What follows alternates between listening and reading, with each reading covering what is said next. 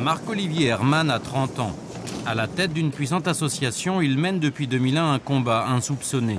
Un combat qui concerne un des objets les plus indispensables de notre vie. Alors, ce portable-là, c'est un fantastique outil quotidien, mais en fait, regardez dedans, hein, il y a du sang dans cet appareil. Il y a du sang parce que dans votre portable, il y a des minuscules circuits électroniques. Et pour que ces circuits fonctionnent, on a besoin d'un minerai qui s'appelle le coltan, exploité à l'est du Congo.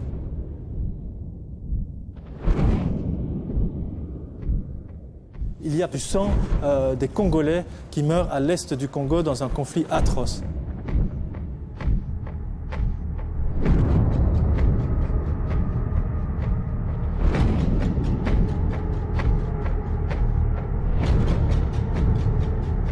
Pour rechercher le coltan, ce précieux minerai au cœur de nos téléphones portables, il faut aller au Congo, à 1400 km de la capitale du pays, Kinshasa, tout près de la frontière du Rwanda, au sud Kivu. Un miracle géologique gorgé de minerais, un pays ravagé par la guerre, 4 millions de morts depuis 13 ans, une région où la violence se nourrit de l'abondance des matières premières. Nous partons vers les montagnes où se concentrent les mines. La région est dangereuse, mal contrôlée par l'armée congolaise. Joseph nous accompagne, c'est le maire d'une petite commune, Zibira. La moitié de sa municipalité est occupée par des guerrieros. Ils sont installés, dès lors ils étaient toujours dans les milices ici. Ouais. Et pour vous c'était un drame, non? Parce qu'il y a des populations congolaises qui ont été chassées, il y avait des affrontements. Ah oui, évidemment, parce que la population congolaise subit des conséquences très fâcheuses. Il y a des tueries, il y a des massacres, des enlèvements. Avant d'accéder au territoire rebelle, il faut d'abord s'arrêter au PC du commandant de zone, gardé par les soldats de l'armée congolaise. Bonjour. Bonjour. Bonjour. Bonjour, bonjour. Vous allez bien? Non, le capitaine. Bonjour. Capitaine, pardon. Les militaires se méfient, ils ne sont pas ici en terrain conquis. Bonjour. Alors, vous allez jusqu'où? On va aller autour, là, je ne sais pas où. Il faut d'abord que Joseph nous introduit auprès de l'officier. Il sera notre caution pour obtenir le laissez-passer qui permet de continuer notre route. Merci beaucoup. Peut-être pour demain. Merci.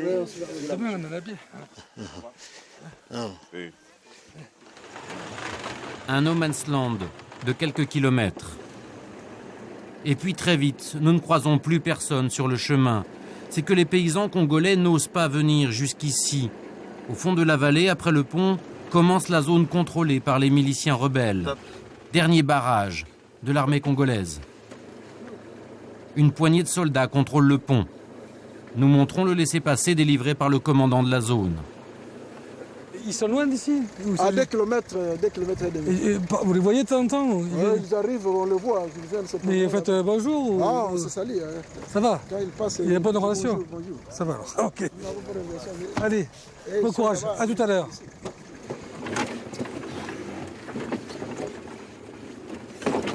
Ça y est, après le pont, nous pénétrons dans la zone rebelle. La piste est déserte, mais nous nous sentons observés depuis les collines. Soudain, nous devons stopper. Un petit groupe de rebelles entoure la voiture. Ça va bien? Bonjour, commandant. Bien. Ça va? Ça va bien? On est des journalistes français. Major Mabukule, ule ndio nilikuwa na yeye tumesi yake kwa lieutenant colonel leo. Ule tu ndio nishakuonana naye. Les guerrieros sont méfiants. Leurs chefs sont restés cachés. Bonjour. Bonjour. Bonjour, ça va? Chaîne de télévision française, journaliste. Pas mal plaisir. Vous avez le responsable d'eux. Qu'est-ce qui se passe? Qu'est-ce que vous voulez? Concernant précisément La situation par rapport au Congo, par rapport au Rwanda. Si on peut rencontrer un responsable. Oui, après, revenu d'abord. D'accord. Vous allez nous attendre là-bas. D'accord. Difficile de faire autrement. Les rebelles couperont à travers les collines pendant que nous continuons la piste. Le rendez-vous nous a été donné dans ce village. Impossible de sortir la caméra de la voiture.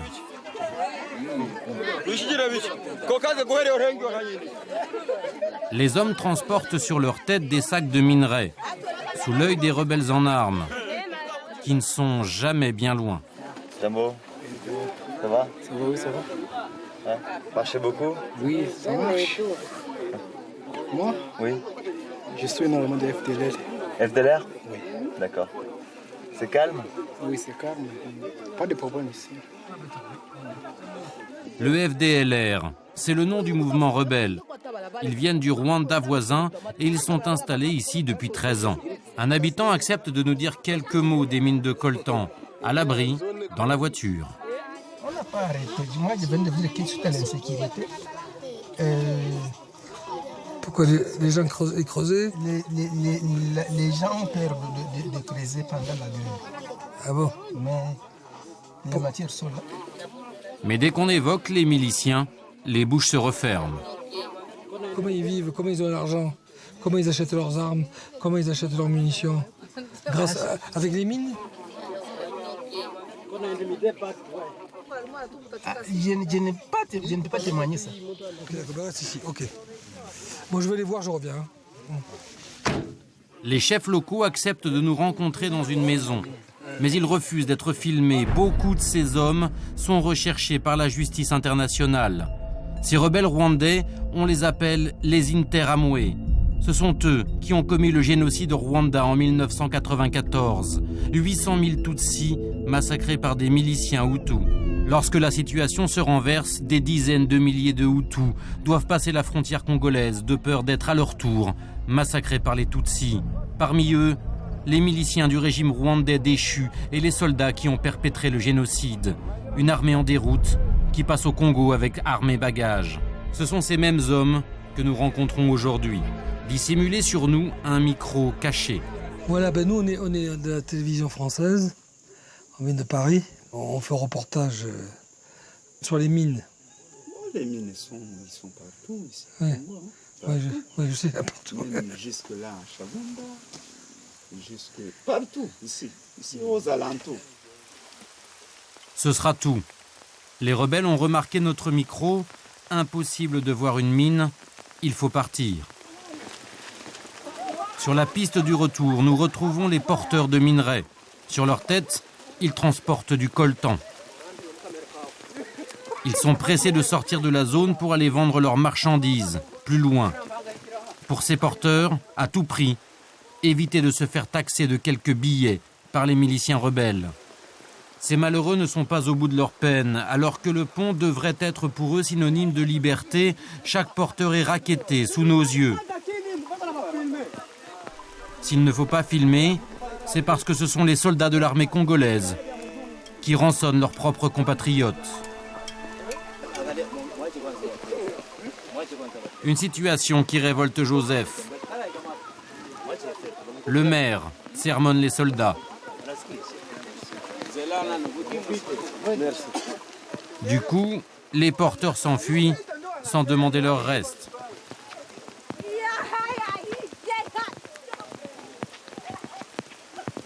Il y a une position de l'armée là qui fait payer de l'argent, c'est pas pour quelle raison, c'est pas autorisé, c'est un rançonnement. Tous les porteurs se retrouvent quelques kilomètres plus loin dans cette maison à Rana. C'est le village où est rassemblé le coltan de la région. Certains ont marché 4 jours pour arriver jusqu'ici avec leurs minerais. Ça, c'est coltan. Et tous les sacs, ils pèsent combien? 40. Chaque porteur touchera 15 € pour cette tâche. Maintenant qu'ils se sentent en sécurité, loin des miliciens, Joseph nous livre le fond de sa pensée. Les zones toujours dans lesquelles on retrouve cette matière, elle est souvent occupée par les étrangers et ça leur sert de financement, quoi. Oui. Disons que le problème prend deux aspects. Ça prend l'aspect politique et l'aspect économique. Aspect politique parce qu'il y a toujours l'étranger qui est sur le sol congolais et qui doit partir de ce sol-là pour rentrer chez lui. Mais entre-temps, ils sont en train de voler le produit congolais. Les étrangers s'enrichissent. Mais pas de petits Congolais. Pas les petits Congolais qui demandent. Pour réussir à accéder à une mine, il nous faudra faire quelques dizaines de kilomètres plus à l'est, dans une zone récemment reconquise par l'armée congolaise. 3 heures d'une mauvaise piste pour arriver sur un plateau. Des militaires congolais nous accompagnent. Ils sont censés protéger la mine des rebelles qui rôdent autour. La mine est en fait une carrière. Dans les galeries, des adolescents qui triment comme des forçats.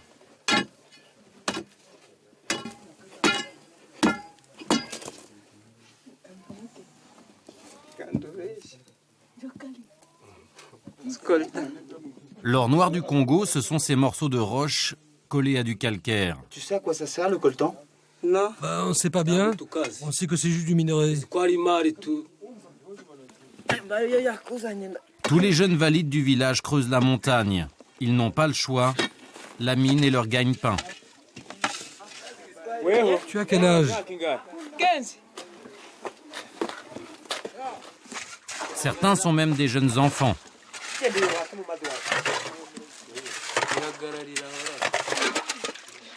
Comme dans une mine d'or, la terre est lavée plusieurs fois. Les grosses impuretés disparues, il restera un sable gris et des petits cailloux noirs. C'est ce coltan qui est convoité par les groupes armés. Il n'y a pas si longtemps, ils sont venus le voler, les armes à la main. Anatole, le chef du village, s'en souvient. Il y avait des groupes de milices, il y avait des FDLR qui venaient souvent attaquer ici à cause du coltan. Ils venaient quand les gens avaient au moins quelque chose, ils venaient piller et puis tuer aussi les gens. Et là aujourd'hui ils ne le font plus? Bon, ils arrivent aux environs, ils viennent piller les vaches, les chèvres et comme ça. D'accord, mais là ils ne touchent plus au coltan? Non, non, ils n'arrivent pas ici parce qu'ici nous sommes bien sécurisés. La sécurité, ce sont eux. Une poignée de civils commandés par un soldat, pauvrement armés et rarement payés. Il leur arrive eux aussi de rançonner les mineurs. Le précieux minerai est, lui, chauffé, tamisé et soigneusement conservé avant d'être revendu à des marchands de brousse.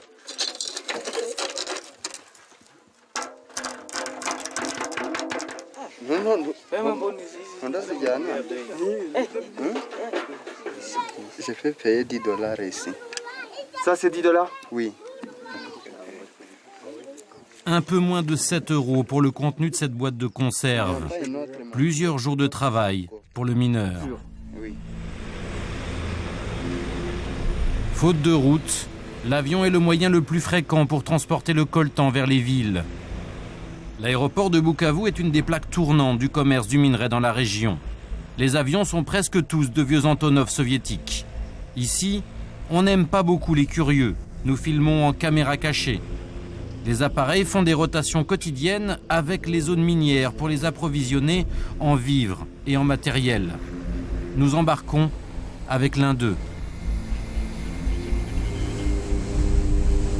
Les salaires des pilotes sont élevés. Le vol est facturé 2 000 € le voyage. Faire ces navettes est particulièrement dangereux.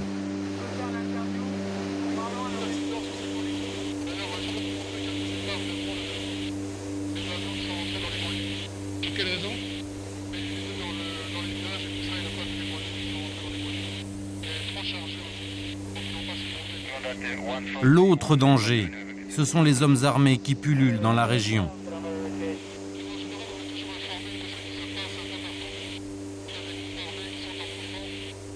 Il est arrivé de faire un demi-tour au Tutengo très souvent. On a atterri, puis un autre groupe armé qui contrôle l'aéroport, on est obligé de redécoller. On a fait tirer sur l'avion? Non, on s'est fait tirer sur l'avion. Voilà la piste de Mulungu, 500 mètres de terre battue, un mouchoir de poche où personne ne se pose sans angoisse. Interdit de se rater, sinon l'avion termine dans les arbres.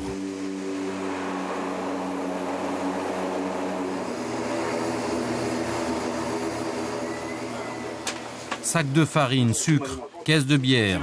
Les vivres vont être vendus aux mineurs. Mais le plus important, ce que l'avion vient chercher, le coltan. Voici la production d'une semaine. Les sacs ne sont pas très volumineux mais pèsent en moyenne 40 kilos. Le coltan est un des métaux les plus denses du monde. Combien de matière? Moi, c'est 829 kilos. Dans cet avion, on embarque pour près de 60 000 € de minerais. Les lots sont enregistrés sur un document d'expédition très lapidaire. Il ne mentionne que la quantité et le destinataire, pas l'origine du produit. À Mulungu, il ne se pose qu'un avion tous les 10 jours. Sans lui, le village serait complètement isolé du monde. Depuis 1960, ici, il n'y a pas de route. 1960 60, il n'y a pas de camions et pas d'autres choses. C'est à pied seulement et on transporte à dos aussi. Il faut combien de jours pour aller à Bukavu? C'est une semaine presque. Voilà, c'est notre bureau. C'est par ici, il y a l'appareil, le tour de contrôle. Ah, très bien. Voilà. Ça, c'est la tour de contrôle. Oui, C'est le tour de contrôle et les métaux. L'installation est plutôt sommaire, comme le matériel. C'est le métal VHF, servant de tour de contrôle. Ça nous aide pour permettre aux pilotes d'atterrir sans difficulté. La radio sert toujours à prévenir les pilotes si des rebelles ont investi la zone. Depuis 1994, la région n'a jamais connu la paix. Beaucoup de morts ici, par exemple, il ne manque pas de trentaine de morts. Tous les combattants voulaient gagner des matières comme coltan et cassis. Et on ne sait pas si on est maintenant assuré de la sécurité, puisque on souffre quelque part, on parlait, il y a encore des intérêts ou autres. Ils sont loin des terrains, vous les voyez passer de temps en temps? Oui, ils font des pillages dans certains villages ici.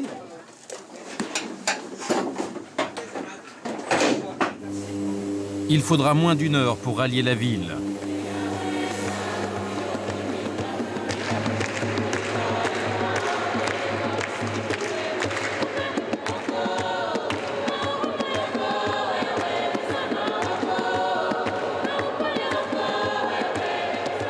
Retour à Bukavu, la capitale du Sud Kivu, dans la cathédrale de la ville. Ici, on vient écouter un homme, l'abbé Jean Bosco, un apôtre de la théologie de la libération, un homme en première ligne pour dénoncer le coltan du sang. Ça vous arrive de parler de ressources naturelles, des choses comme ça? Mais justement, c'est cela qui nous crée des misères ici. Comment voulez-vous? C'est comme si le Seigneur, en nous donnant ses ressources, il nous a piégés parce que les autres viennent les chercher ici. Et au lieu d'améliorer notre vie, ils la rendent beaucoup plus malheureuse. Avec Jean Bosco, l'office est une fête.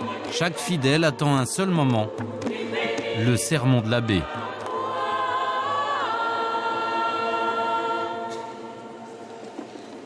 Que la paix du Seigneur soit avec vous. Et avec moi aussi. J'en ai besoin autant que vous. Pourquoi notre pays ne fonctionne pas bien? C'est parce que beaucoup de gens ici, ils veulent jouir avant d'avoir travaillé. C'est ça la tricherie, c'est ça la corruption. Ils sont prêts à se vendre à l'étranger et on crée la guerre au Congo. Et on donne des armes aux Hutus et aux Tutsis. Battez-vous, bêtes que vous êtes. Et on leur donne des armes. Bam, bam, bam, ils se battent. Et pendant ce temps, le coltan est récolté. Coltan, or, diamant. Vous avez vu mon geste?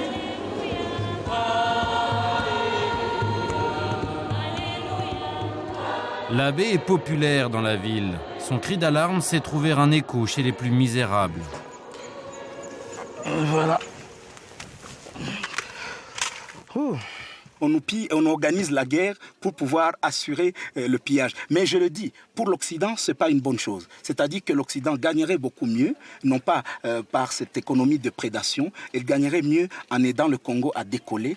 Les richesses du Congo serviraient mieux au monde que dans cette situation de prédation. Il faut donc que les États occidentaux revoient ce système et contrôlent les trafiquants, et les autres pirates de temps moderne qui sont en train d'organiser les guerres ici. La meilleure alliée de l'abbé, c'est cette femme, Christine Descriver-Schuller. C'est la fille d'un planteur belge et d'une cueilleuse de thé congolaise. Elle dirige aujourd'hui une association d'aide aux femmes victimes de la violence. Elle dénonce les fameux rebelles rwandais qui contrôlent les mines. Ces femmes sont des miraculées. Elles viennent tout juste d'échapper aux griffes de leurs tortionnaires hutus. Toutes ont été de multiples reprises par les hommes de ces groupes rebelles. Cécile était une jeune fille de 16 ans. On était venu la kidnapper dans son village. Cécile, on l'a emportée pendant 1 an et demi dans la forêt où elle servait d'esclave sexuelle. Et un jour, elle a réussi à fuir avec sa grossesse. Et voyez le petit produit du... C'est la petite Sylvie. On a pris ma mère et mes 2 frères. Mes 2 frères ont allé faire l'exploitation des mines là. Il y avait des mines de coltan. Est-ce que vous avez travaillé dans la mine? Non, c'était des hommes. Ils étaient pris comme des esclaves pour aller travailler là à la forêt. Et une fois tu es fatigué, on te donne le serment et la vie se termine comme ça. Soit ils vous brûlaient vivant, soit ils vous découpaient à la machette, soit au couteau. Et si vous aviez de la chance, ils vous tiraient une balle dans la tête. C'est dommage qu'elle ne parle pas français. Oui, ils ont beaucoup de mines, beaucoup. Et il y a des gens qui viennent ici en ville, qui les apportent de l'argent là-bas. Ils les donnent des mines, puis aussi ils viennent ici en ville pour vendre ça. Dans une région où l'horreur est partout, Christine est souvent leur seul recours. Chaque mois, elle donne $10, 7 € à chacune d'entre elles. Une somme importante ici. Voilà. Ça, signé Pembeni Adjinako. Ce que les femmes, par pudeur, n'avouent pas, Christine ose le dire. Le ici est une arme de destruction massive. Il faudrait créer de nouveaux mots pour qualifier ces... Parce qu'on a des femmes qui nous arrivent et qui disent si seulement ils nous passaient dessus, même à 40, infection ou pas, on n'en parle pas. Mais les femmes sont complètement démontées, détruites. Il y a des rituels sur les bébés, les très vieilles femmes, donc personne n'est épargné, même sur les garçons. Il y a aussi des qui sont accompagnés d'une telle violence pour détruire, c'est comme pour détruire le moteur de la société qui est la femme. Parce qu'on ne nous fait plus, pardonnez-moi, le plaisir de nous... Normalement, on nous introduit des baïonnettes, des bâtons, des plastiques chauds. Et il y a aussi ces pour, justement, à cause de cette exploitation minière, tous ces gens, tous ces hommes qui travaillent ont des besoins. Donc ils vont se servir sur la population. Et ils prennent les femmes, les enfants, les filles pour satisfaire leurs besoins. L'abbé Jean Bosco, lui, répertorie ses crimes pour que peut-être un jour les tortionnaires soient traduits avant la justice divine, devant celle des hommes, pour leur barbarie qui dure aujourd'hui encore.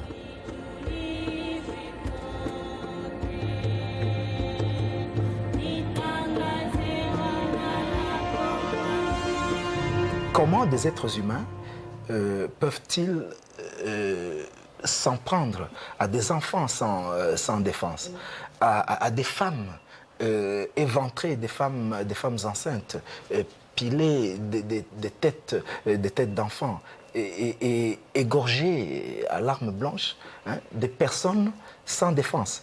Et ce qui entretient ces groupes armés, c'est le fait qu'ils peuvent accéder au capital. Ils peuvent accéder au capital grâce aux minéraux qu'ils récoltent et qu'ils parviennent à vendre. Lorsque vous voyez de telles choses, vous vous demandez justement ceux qui leur achètent leurs minéraux ou les produits de leur rapine, est-ce qu'ils ont une conscience? Regardez ce qu'ils font. À Bukavu, le problème, c'est qu'argent et conscience ne font pas bon ménage. Ici, il n'y a pas de banque, pas d'industrie. Et pourtant, de nouvelles constructions fleurissent un peu partout. On les appelle les maisons coltans. En ville, les petites compagnies d'aviation sont légion, comme les transporteurs et les transitaires spécialisés. Certains sont même français. L'hypocrisie est générale, tout le monde prospère sur le commerce du minerai. Janvier et Ézéchiel possèdent une agence de fret.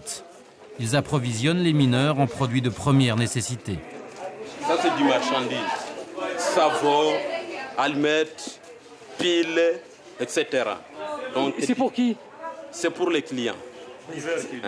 C'est qui les clients? Les clients, c'est les commerçants, les commerçants qui transportent les marchandises à l'intérieur. Ils ont même bricolé une radio pour communiquer avec leurs hommes qui vivent en brousse. En retour, ils assurent le transport du coltan et les autres minerais pour les gros commerçants de la ville. Ils en achètent aussi pour leur propre compte. Environ 70 € le kilo. C'est le prix du coltan à l'exportation. On fait les business. On profite une petite commission là. Qui fait le prix? C'est vous qui fait le prix. C'est nous. C'est les Bazungu, c'est les Blancs qui fait le prix. Marché mondial, c'est vous. C'est vous qui fabriquez ça. C'est vous qui fabriquez les téléphones. C'est vous. Ah oui, je pense que c'est ça. Quant à savoir où va l'argent qu'ils payent aux producteurs de coltan, les deux compères préfèrent rester prudents. Si ça a été pour financer la rébellion, on ne sait pas. On peut faire une tourne. On ne sait pas si ça a été pour financer la rébellion, on ne sait pas. Pourtant, l'argent du coltan sert bien aujourd'hui à financer les guérillas à l'œuvre dans le pays. De l'autre côté du lac Kivu, nous rejoignons Goma, la capitale de la province voisine, le Nord Kivu. Elle aussi égorgée de minerais et en proie à une rébellion. Un volcan en activité, le Nyiragongo, surplombe la ville. Les traces de la dernière éruption en 2002 sont encore visibles, mais Goma est surtout menacée par un chef rebelle, le général Laurent Nkunda. C'est un Congolais, mais de l'ethnie Tutsi, en guerre contre le gouvernement du Congo.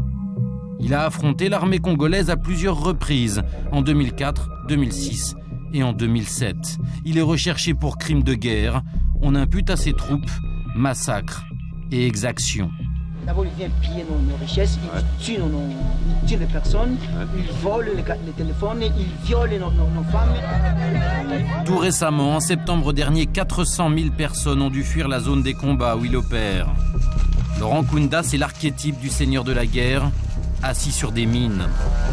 Pour le rencontrer, il faut rejoindre le Massissi, le fief de son parti, le CNDP, à 4 heures de route de Goma. Après le feu vert d'un représentant du général, un chauffeur accepte de nous emmener jusqu'à lui. On a quitté la zone gouvernementale. Oui. La majorité, ce sont des Tutsis. Nous arrivons devant un barrage. Le repère de l'officier rebelle n'est plus très loin. On arrive au quartier général de Gunda à Kiloliro. De son fief, on domine toute la région. Télévision française, tu dis. Le contrôle est strict, la crainte d'un attentat. Le général Nkunda, c'est lui. Sans armes, il affiche la décontraction d'un officier britannique. Même au cœur de son territoire, il est entouré de gardes du corps. Omniprésent, il ne nous quitte pas des yeux. Bonjour Patrick. Vous allez bien? Oui, nous allons bien. Merci de nous recevoir. Avec nous, le chef des insurgés va se montrer sans complexe. Il s'affiche haut et fort, comme un homme de Dieu. Ça c'est notre chapelle. C'est notre drapeau, notre bannière. Les caractères sont en hébreu. Le général se voit dans la tunique de Moïse. Nous élevons la bannière. Et toute personne qui accepte que Jésus est le roi des rois et seigneur des seigneurs, il est notre membre, il est notre frère. Là, c'est un message que Dieu nous avait envoyé. C'était le 10 avril Le 10 avril 2007. On était réunis ici dans la salle et l'Éternel nous a donné un message qu'il faut que nous prenions la décision de changer les choses. Alors vous êtes pasteur, ça remonte à plusieurs années. Oui, ça remonte à plusieurs années. Je suis pentecôtiste par adhésion. Mais naturellement, je suis adventiste du 17e jour. Adventiste. Le maquis ne m'empêche pas de continuer cette mission ecclésiastique. À son revers, un pin s'étonne. Rebels for Christ. C'est une grande organisation. Elle est d'origine américaine. Et ils ont Ils prêchent beaucoup de fois dans des rébellions. Le pasteur a même recruté des ouailles là où on l'attend le moins. Parmi nous, il y a des gens qui ont adhéré au Rebels for Christ et qui prient avec nous, qui sont musulmans. Ils ont écrit quelque chose là-bas que je ne connais pas. Moi, je ne sais pas lire musulman. Là. Vous avez même des musulmans qui ont adhéré? Oui. Nous avons une doctrine. Notre doctrine, c'est le justicisme chrétien. Oui. Et quand vous êtes musulman, vous adhérez à ce justicisme chrétien. Vous devez avoir un comportement conséquent malgré votre foi musulmane. Homme de Dieu, peut-être. Mais le pasteur est surtout un combattant. Jésus a dit, je vous donne les brebis pour qu'elles aient la vie, et la vie en abondance. Donc la vie en abondance, c'est dire que le pasteur a le devoir de protéger les brebis. Ok? Et il doit les protéger face à la menace. Si la menace est armée, le pasteur doit protéger les brebis contre cette menace armée. Oui. Vous avez plusieurs bérets, militaires, spirituels. Ça se marie facilement. Oui, ça se marie facilement. Et j'aime ça. J'aime ça. Et en matière de sécurité, l'homme de Dieu préfère quand même les bons vieux lance-roquettes et ses combattants aguerris qui l'adulent. Parmi eux, une femme, le lieutenant-colonel Kavira. Elle appartenait à une autre milice, les Mai Mai, quand Kunda l'a convaincue de se rallier à lui. Pourtant, sa première vocation, ce n'était pas de manier le fusil. Je devais maman être sœur de Sainte Volte, de sœur bénédictine. J'ai vu que mon peuple souffrait aussi. Je devais prendre l'arme pour le défendre. Donc vous êtes abandonné le couvent? Oui, j'avais abandonné ça. Mais vous deviez aller au couvent? Je devais aller au couvent à Rome. En bon chef de guerre, le général Laurent Kunda aime à s'afficher magnanime envers ses prisonniers. Ce jour-là, il en a quelques-uns, des Hutus rwandais, des gamins. Ils doivent sans doute la vie sauve à leur âge, trop jeunes pour avoir participé au génocide au Rwanda. Ils avaient 3 ans à l'époque. Ce sont des Hutus. Et ils viennent de faire ici chez nous 6 mois. Ils mangent avec nous. Et bien sûr, chez nous, gardés par nous. Mais on ne les a pas tués. Kunda se présente comme le leader des Tutsis congolais, une minorité au Kivu. C'est là qu'il affirme puiser sa légitimité de protecteur du peuple. C'est ça le grand problème. Il y a beaucoup de minorités. Mais les autres ont le droit de circuler au Congo. Mais les Tutsis, non. Nous avons été chassés de partout au Congo. De partout, j'ai dit. Et même dans le Nord Kivu, nous ne pouvons vivre que là où se trouve le général Laurent. Sa place, il la doit surtout au soutien du général Kagame, Tutsi comme lui, président du Rwanda. En septembre 2007, pendant que des combats opposent les insurgés de Kunda à l'armée congolaise, le président Kagame le soutient clairement. Regardez cet homme, Laurent Kunda, que vous l'aimiez ou pas, quelles que soient les erreurs qu'il ait pu commettre auparavant, a des revendications politiques qui sont légitimes.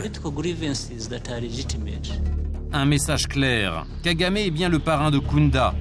Mais cela ne suffit pas pour entretenir 6000 rebelles, les armer, les nourrir. Tout cela coûte très cher. Comment financer?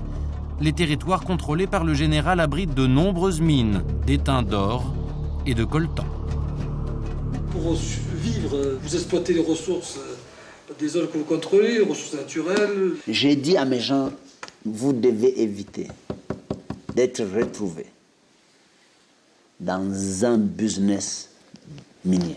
Parce que là, notre lutte sera toujours appelée la lutte du diamant et de l'or, du coltan, et ainsi de suite.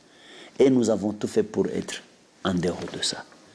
Sinon, les gens continuent à dire, si Laurent reprend la guerre à l'Est, c'est pour le diamant, c'est pour le coltan. Et je me suis dit, alors je ne vais pas toucher.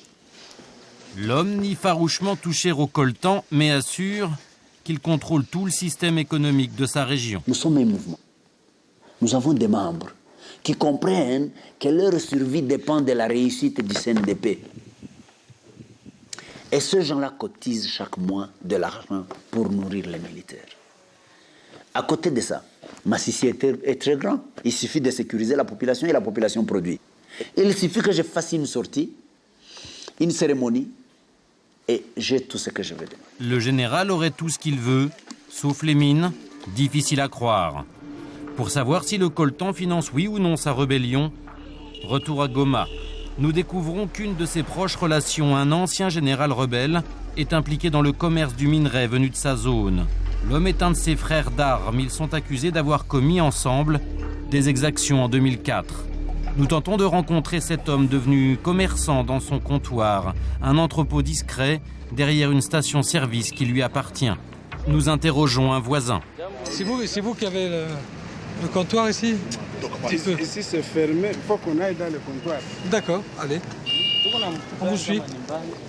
Avec lui, nous nous y rendons en caméra cachée. Mais arrivé sur place, impossible de rencontrer l'ex-général. On nous dit qu'il est en Belgique.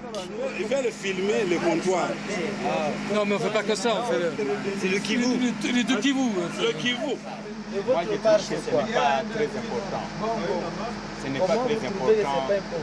Nous filmer, nous faire des documentaires, des comptoirs, pour moi, ça nous donne quoi?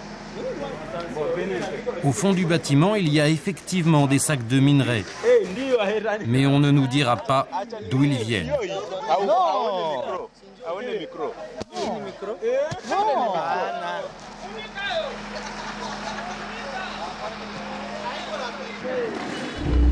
C'est un journaliste de la ville, Albert, qui va nous confirmer l'information.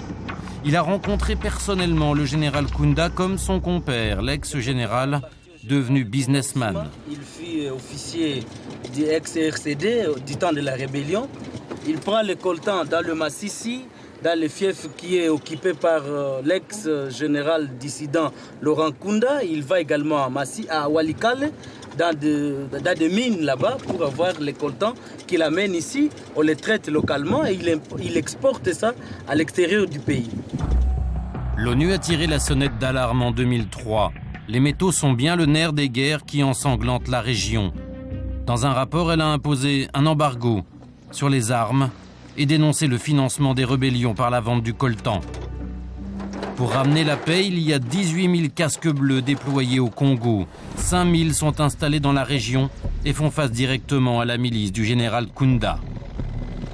Ces hélicoptères ont même déjà ouvert le feu sur ses troupes. Sylvie van der Wildenberg est chargée de l'information pour la mission des Nations Unies. Elle est dans le pays depuis 4 années. Elle ne mâche pas ses mots sur le général. Pour vous, Kunda, c'est rebelle? Un dissident, c'est quoi? Oui, c'est un rebelle, c'est un dissident, c'est un chef de guerre, c'est un général déchu.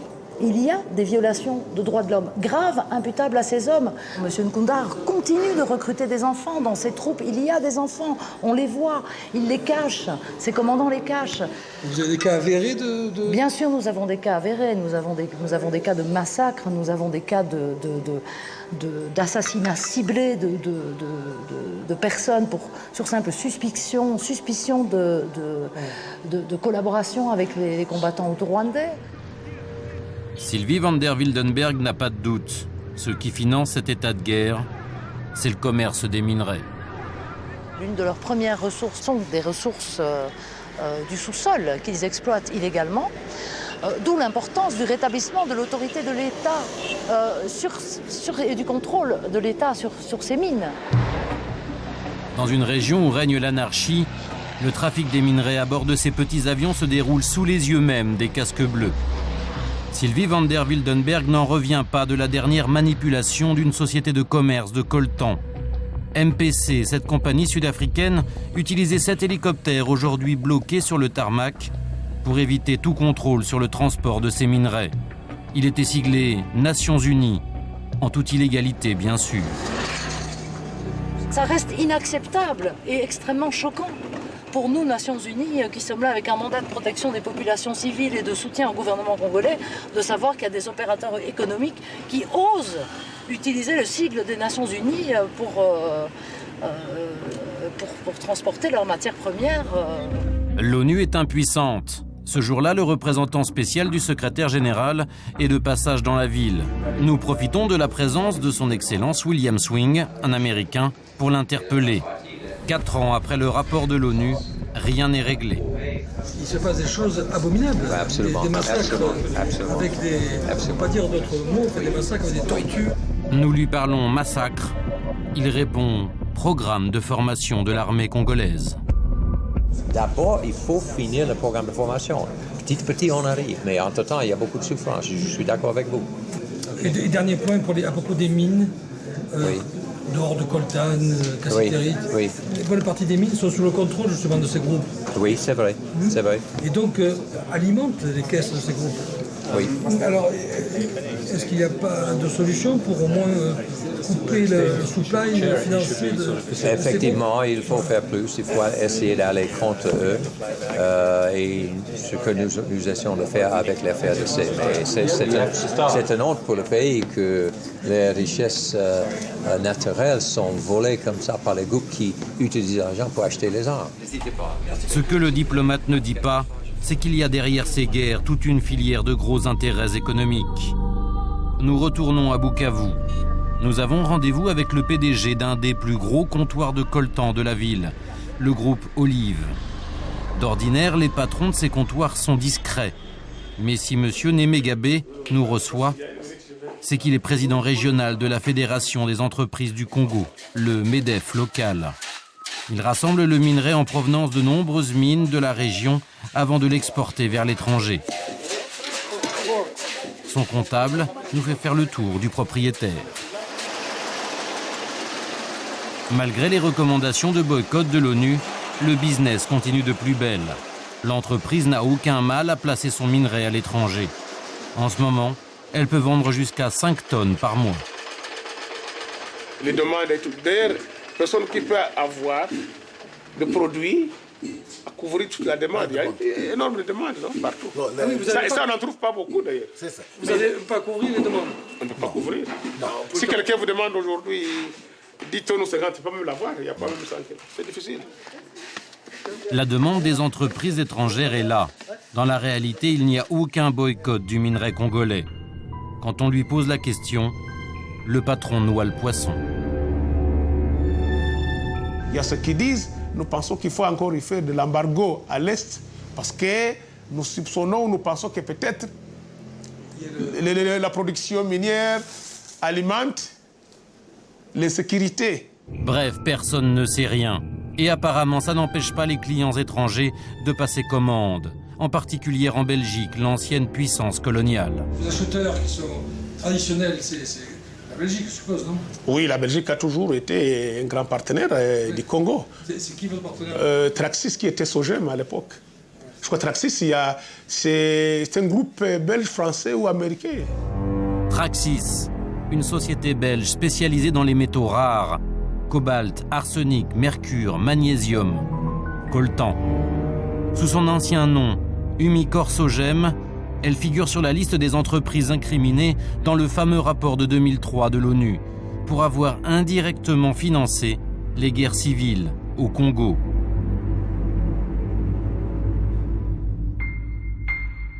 Financement de conflits, surtout dans l'Est et le Nord-Est du pays. Elle a été rachetée en 2006 par 2 fonds d'investissement américains. Elle dispose d'une vingtaine de bureaux à travers le monde. À Bruxelles, Traxis a son siège dans Manhattan, le quartier des affaires de la capitale belge. Malgré les injonctions de l'ONU, depuis ses bureaux, Traxis achète aujourd'hui encore du coltan congolais. Oui, je suis bien chez Traxis. Oui, bonjour madame. S'il vous plaît. Nous ne désirons pas, si vous voulez, faire étalage dans une émission ou quoi que ce soit de notre politique et de notre présence et de ce que nous faisons en Afrique. Mais est-ce que vous continuez à importer du coltan depuis l'Est du Congo? Oui. Et est-ce que vous savez d'où il vient? Je dirais qu'effectivement, nous avons nos contrôles, nos sources et on en connaît l'origine, en effet. En prenant toutes les dispositions nécessaires, à mesure du possible, pour s'assurer que nos fournisseurs les respectent. Donc extrêmement sensibilisés à ce genre de choses. À entendre Traxis, le coltan acheté au Congo ne proviendrait en aucun cas des zones en guerre. Un discours démenti par son propre fournisseur. Ce qui est difficile aujourd'hui, c'est de distinguer qu'est-ce qui est bon et qu'est-ce qui est mauvais. Qu'est-ce qui est vendu par une bande armée ou... Parce que dans les zones minières, il y a la population locale qui est là. Et la population locale qui creuse et qui vend aux artisans, aux négociants. Dans un marché, peut-être on va y rencontrer qu'il y a ces bandes armées, il y a la population congolaise. Mais on ne sait pas sur les figures qui est bandes armées et qui ne pas. C'est très difficile quand même de savoir, d'avoir une traçabilité du coltan qui n'existe pas, par exemple. C'est pas comme pour le diamant, par exemple. Je vous dis, on envoie des auditeurs externes aussi pour vérifier les dires de nos fournisseurs. Donc on est là pour, en transparence vis-à-vis de nos fournisseurs. D'autre part, on envoie des équipes indépendantes ici sur place pour rendre compte. Difficile de croire que les enquêteurs de Traxys risquent leur vie pour contrôler les mines, dans un pays où ni les autorités ni les exportateurs eux-mêmes ne s'aventurent. Malheureusement, dans les zones minières, disons, je crois que vous avez fait un tour. Je ne sais pas, vous êtes arrivé jusqu'où? Parce que moi, personnellement, je ne parviens pas à arriver dans les zones minières parce qu'il y a toujours l'insécurité. Depuis Bruxelles, une demi-douzaine de traders comme Traxys exportent dans le monde entier. Aucun de ces négociants n'a accepté de répondre à une interview filmée. Il nous a fallu prendre rendez-vous en caméra cachée avec l'un d'eux pour trouver quelqu'un qui parle franchement. La société T est installée dans un petit village belge. Elle achète du minerai à Goma avant de le faire expédier en Asie depuis le port de Mombasa au Kenya. De cette maison. Bonjour, je viens très... Oui, tout à fait. Oui. Bonjour Patrick Forestier, comment allez-vous? Le patron a une cinquantaine d'années et cela fait 30 ans qu'il travaille avec l'Afrique. En 2003, le nom de sa société figurait lui aussi sur le rapport de l'ONU.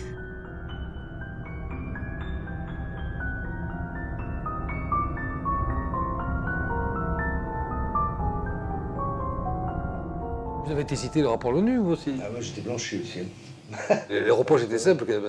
Si on résume, indirectement, vous, par l'achat de votre matière première, vous financiez la rébellion à l'Est. On en parle encore aujourd'hui, je pense. Hein. Enfin, moi, ça a commencé, je vous dirais que c'est mon cher vieux père qui me sonne un jour et qui me dit j'entends à la radio que tu vends des mitraillettes. Qu'est-ce qui se passe? Ça, c'était l'extrapolation de journaux de merde ici dans le coin. Bon, bah, ça a pris de l'ampleur, et puis, après quelques mois, j'ai été contacté par un ancien agent du FBI qui était devenu inspecteur de l'ONU, et là, j'ai été les voir. Et c'est quoi comme question, alors? Ah ben, la question, il avait dans ses dossiers un document de douane congolaise qui montrait qu'il y avait 3,5 tonnes de coltan à destination de... Et bah, je dis, so what? Tout ce bruit pour ça? Il n'y a eu aucune sanction pour lui. Affaire classée. À qui vous achetiez à l'époque? Ah ben non, mais bon, à qui j'achetais, c'était déjà le même. Attendez, aujourd'hui, quand vous achetez un lot, vous ne connaissez pas tous les intervenants, c'est pas possible. Vous connaissez la chaîne, hein?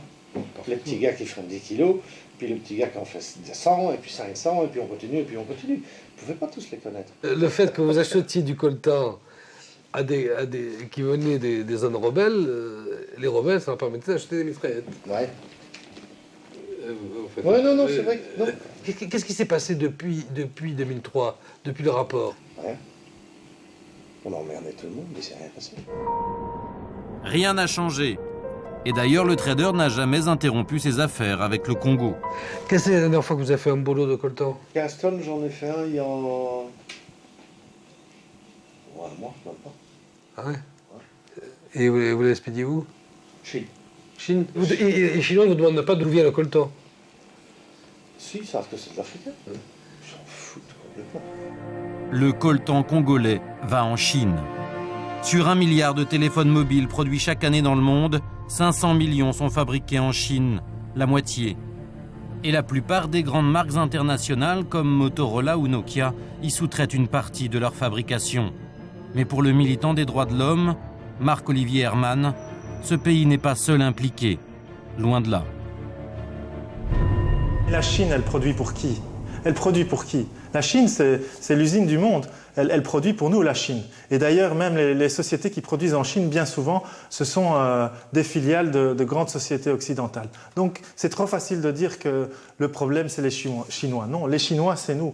L'économie mondiale, elle est globalisée. On ne peut pas faire la différence entre les sociétés occidentales, la Chine, d'autres acteurs. Tout est interdépendant. Marc-Olivier Herman travaille sur le dossier depuis 6 ans. Son organisation, chrétienne, est présente dans le monde entier. Un garçon à prendre très au sérieux, il n'en est pas à sa première campagne victorieuse. Là, on a mené une action à l'aéroport de Bruxelles National parce que Sabena, la compagnie belge, transportait le coltan à partir de 4 aéroports de la région des Grands Lacs. Et donc on voulait interpeller la Sabena qui était nommée dans le rapport des Nations Unies en disant à la Sabena, mais vous devez prendre vos responsabilités. Tant qu'il y a ce conflit à l'Est et que vous n'avez pas toutes les garanties que ce que vous transportez ne contribue pas à financer ce conflit, vous devez prendre vos responsabilités et suspendre vos activités. Et de fait, 2 jours après cette action, la Sabena a annoncé qu'elle suspendait le transport de minerais à partir des aéroports de la région des Grands Lacs. Aujourd'hui, il veut faire plier les compagnies de téléphone mobile. Face aux critiques publiques, les compagnies de téléphone ont multiplié les campagnes de communication. Sur son portail internet, Motorola affirme ne pas utiliser de coltan venu de mines illégales de la République démocratique du Congo. De son côté, Nokia demande à ses fournisseurs de ne pas acheter de coltan au Congo. Les 2 marques ont toutes 2 des usines en Chine. Comment les croire? Motorola a refusé de nous recevoir. Le patron de Nokia France a accepté, mais apparemment il n'est même pas au courant du code de bonne conduite trouvé sur le site internet de sa marque.